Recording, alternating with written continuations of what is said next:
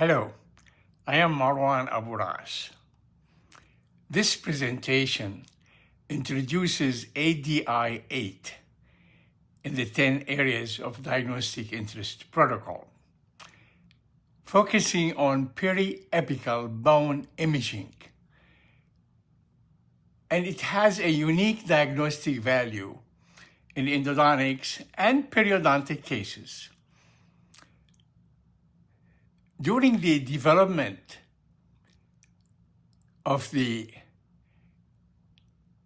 10 ADI protocol for the 4R operational diagnosis protocol, I made a clear distinction between periapical and periradicular radiolucencies. This distinction is not theoretical. It's based on decades of clinical experience with a specific and often misunderstood condition. I call it the Isolated Periodontal Pocket, IPP.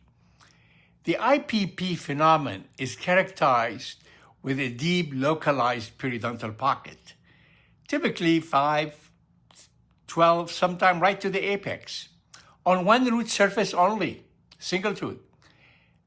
Meanwhile, the other root surfaces of this multi-rooted tooth are okay, they're safe. They have no pathology. And the depth is normal, 3-4 millimeters. There is no evidence of generalized periodontal disease in the mouth. The most important observation is that a tooth with IPP always has either a necrotic pulp, apical periodontitis, or has undergone some endodontic treatment. Upon investigation, I always find something wrong with that endodontic treatment.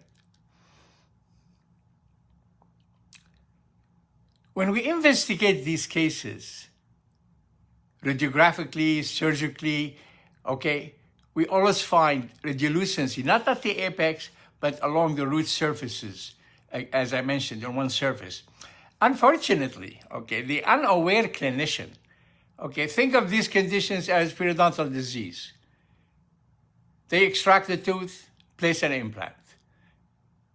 Unnecessary.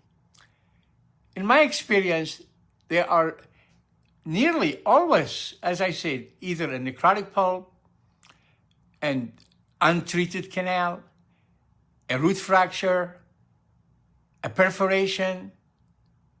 So this presentation is made for that educational content. We have 3 objectives. The first, we will review a wide range of conditions and pathologies that has periradicular radiolucencies. And I will explain them. I have like a radiograph for each. I'll explain them in detail. They not only include endo, but I'm going to talk about developmental grooves, cracks, anatomical variations, periodontal disease differentiation between aggressive and non-otherwise, So we're going to focus on that. The second objective, I will specifically focus on endodontic periapical radiolucency. They present either as clinically as isolated pocket, and go through that, underlying their mechanism, as I mentioned, and go through the little bit biology of these cases and differential diagnosis. It's all clinical stuff. The third objective is extremely important to me, I will examine the broader picture, how these cases are diagnosed in the literature, in endoperio classifications.